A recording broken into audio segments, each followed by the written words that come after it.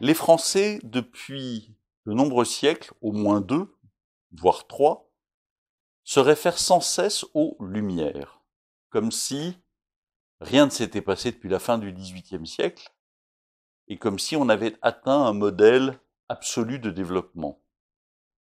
Comme les gens ne sont pas des imbéciles, on peut imaginer que s'ils le font, c'est qu'il y a une véritable raison, au sens propre du terme.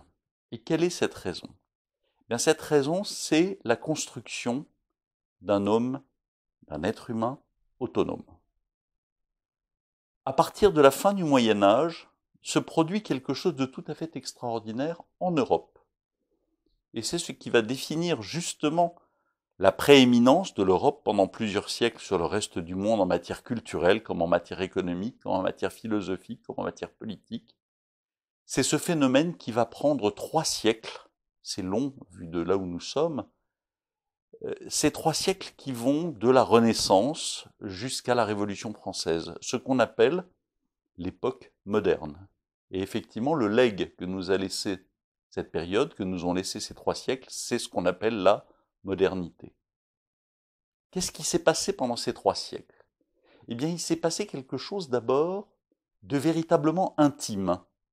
C'est ce moment où, à partir de 1480, de 1500, émerge l'humanisme, c'est-à-dire cette notion qui fait de chacun un individu libre et autonome, qui n'est plus conçu seulement dans la verticalité de la féodalité, et qui n'est plus conçu seulement dans l'horizontalité de l'appartenance à un groupe, que ce groupe soit la paroisse, qu'il soit dans les territoires de l'Est de l'Europe encore la tribu.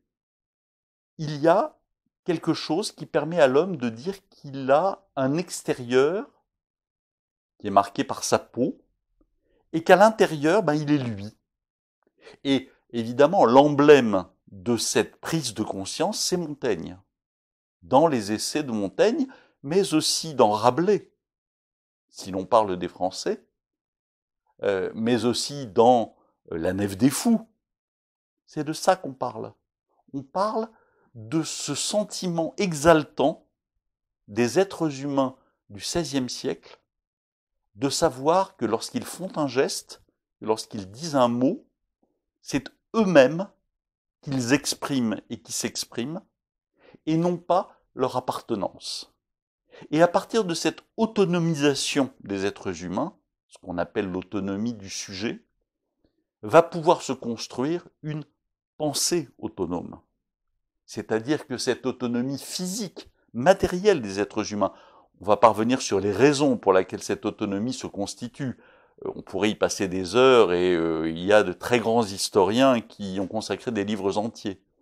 Mais cette autonomie physique du sujet va peu à peu se traduire en une autonomie psychologique et en une autonomie de la raison. Et à partir de la fin du XVIe siècle, et en particulier du règlement des guerres de religion, en France en particulier avec l'édit de Nantes et la prise de pouvoir d'Henri IV, se met en place petit à petit une pensée rationnelle.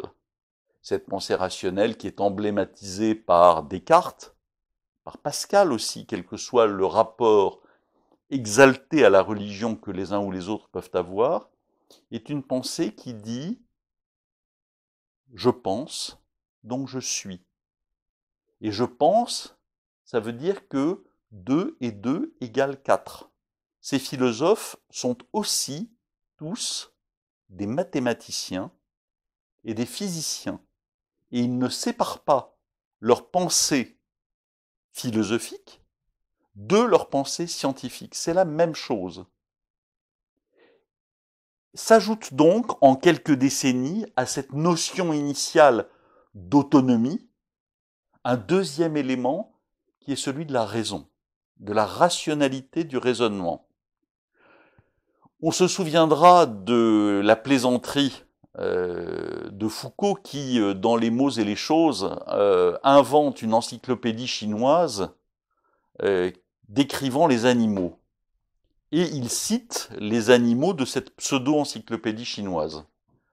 les animaux appartenant à l'empereur, les animaux qui s'agitent en tous sens, les animaux peints avec un pinceau très fin, et donc qui nous mettent en face d'une irrationalité qui fait comprendre ce que c'est que d'être devenu rationnel. Et évidemment, la résultante de cette autonomie du sujet et de cette rationalité, eh bien, c'est la politique. C'est le fait que l'être humain prend petit à petit conscience qu'il peut être maître de son destin et qu'il n'a plus à soumettre son destin obligatoirement à des forces qui ne reçoivent leur pouvoir que d'un dieu ou d'une assemblée oligarchique de nobles ou d'autres formes encore de petits groupes. Et au XVIIIe siècle, cette idée de la démocratie se constitue partout dans le monde occidental et évidemment en Europe, en particulier en France et en Angleterre, sur des bases légèrement différentes et même profondément différentes, mais qui permettent petit à petit de construire l'idée que l'être humain autonome et rationnel est aussi un être politique. Et c'est cette trinité qui n'est pas sainte, de l'autonomie, de la rationalité et de la politique, qui constitue la modernité, c'est-à-dire l'idée que les hommes sont libres de leur destin, maîtres de leur destin, et que le fondement de leur vie en société est l'égalité entre eux, au moins l'égalité des droits.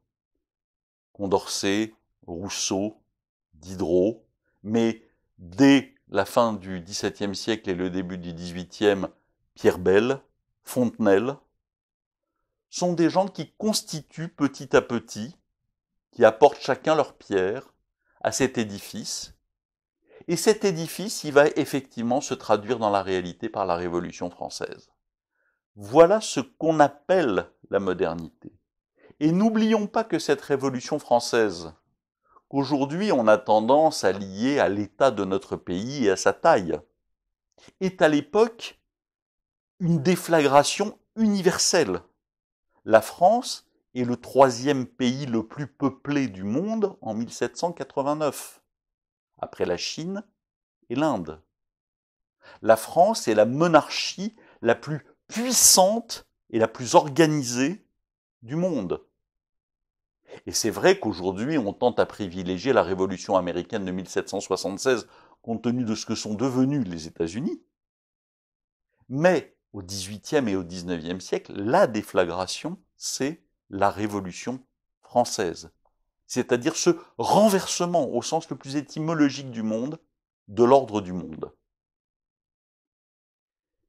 C'est donc cela que nous défendons quand nous parlons de modernité et de tout ce qui en découle, en particulier d'universalisme, en particulier de laïcité, et en particulier de ces 3 forces dont la laïcité est la résultante, qui sont la liberté, l'égalité et la fraternité. Et en ce sens, il est vrai que plus que l'idée de laïcité et de république, qui peut être une idée universelle, ce qui est unique, c'est le processus qui, en France, a permis de faire éclore ces idées.